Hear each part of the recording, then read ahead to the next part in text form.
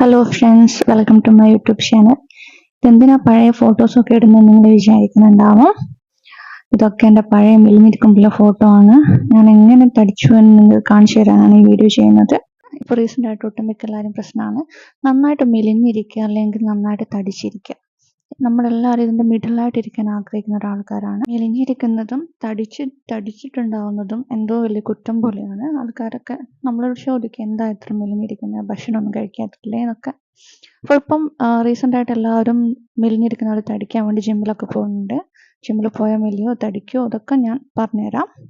ഇതിനായിട്ട് ഞാൻ എടുക്കുന്നത് ഒരു നേന്ത്രപ്പഴം, പിന്നെ പീനട്ടും കുറച്ച് നട്ട്സും ഒരു ഗ്ലാസ് പാലുമാണ്. ഇതൊക്കെ എന്ത് ചെയ്യും, ഞാൻ ഒരു മിക്സീൻ്റെ അകത്തേക്ക് ഇട്ടിട്ട് ഒരു സ്പൂണാണ് പീനട്ട് എടുക്കുന്നത്. നട്ട്സ് എന്തൊക്കെ നിങ്ങൾക്ക് കിട്ടും അതൊക്കെ എടുക്കാം. പിന്നെ ഞാൻ കുറച്ച് ഹണി ചേർക്കുന്നത്. ചിലർക്ക് ഹണി ഇല്ലാണ്ട് തന്നെ ഡയറക്റ്റായിട്ട് മിക്സിയിലിട്ട് അടിച്ചിട്ട് കുടിക്കാം. ചെറിയൊരു മധുരത്തിന് വേണ്ടിയിട്ടാണ് ഞാൻ ഹണി ചേർക്കുന്നത്.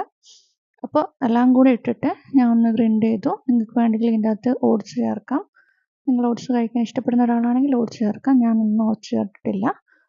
ഈ മാജിക്കൽ ഡ്രിങ്ക് നമുക്ക് മോർണിംഗിലും ഈവനിങ്ങും 2 നേരം വെച്ചിട്ടും കുടിക്കാം.